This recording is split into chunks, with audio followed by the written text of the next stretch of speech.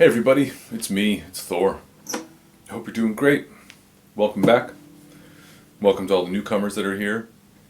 You've joined a fun and very chill party. Thanks to everyone who joined me for the live stream last night. That was a lot of fun. A lot of really great questions were asked, which I really appreciate.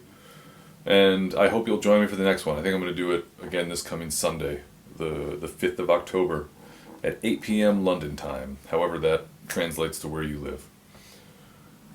Also, big thanks to everyone who's booked a one-on-one session with me.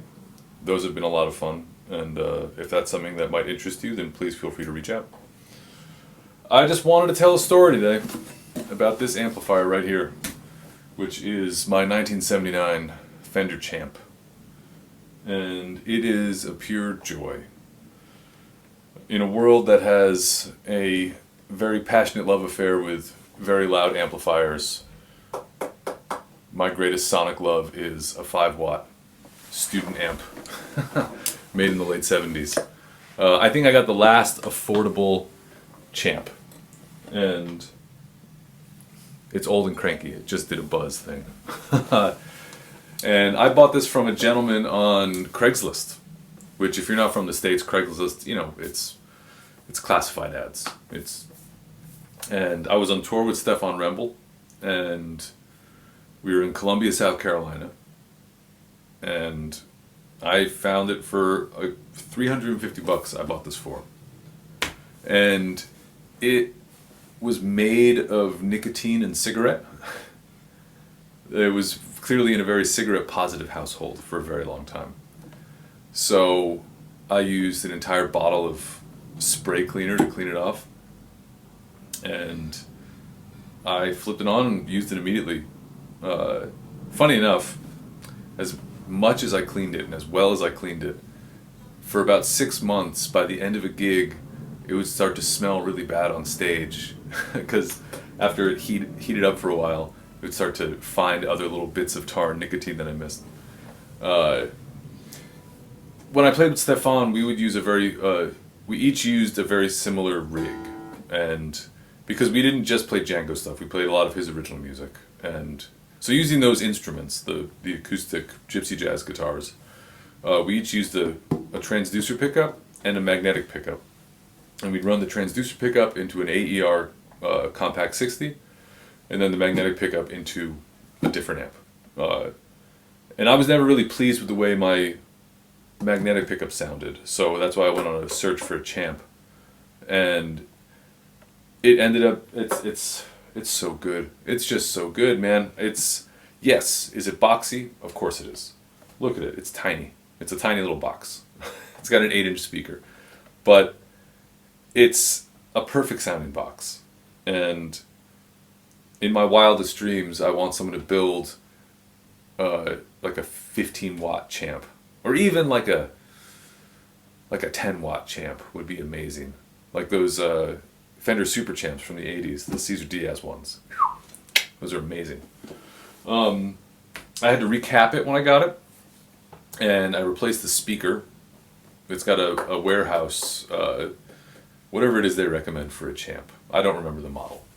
I guess I could look. G8C. So it's a ceramic magnet.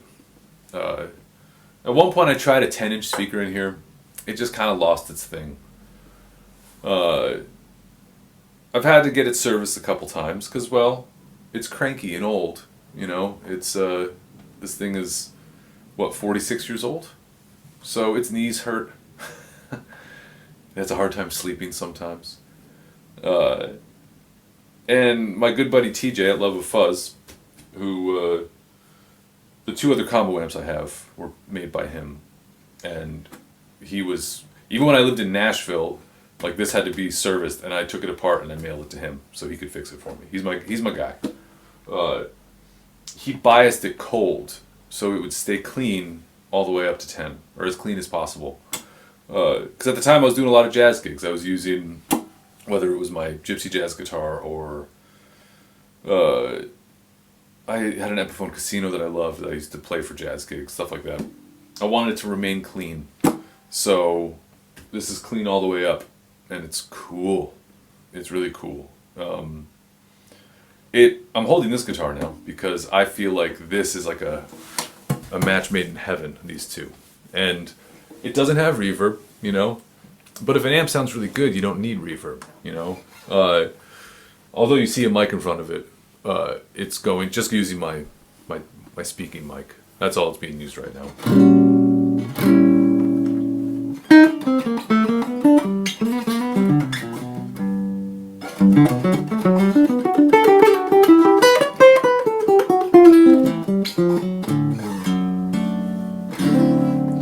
And it does the, it's cool with this guitar and this amp. I can really do like the Django Le Pompe, huh?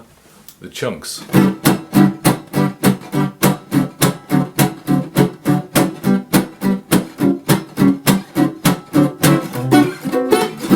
It just sounds really good. I did a brunch gig in Nashville for the 2 years I lived there every Sunday with the great Derek Pell and the great Mark Powelson. Just fiddle, guitar, and bass, and I played this guitar, this amp, and it was, oh, so satisfying. That's the thing, when you find a good match, you realize just how important, and I know this is, at this point, everyone kind of knows this, right? But how important the amplifier is to the guitar, and not necessarily any good amplifier and a good guitar. Sometimes you just get a perfect marriage of the two. Because you can have an amazing amplifier, but that doesn't mean that every guitar will sound good through it. You know, this Princeton clone I have here, that doesn't like this guitar, which is a shame. It's, you know, I can get by with it, you know. It's not a bummer, but it just does it like it's not. Like this guitar through the Champ, amazing. This guitar through my Brown Deluxe, amazing.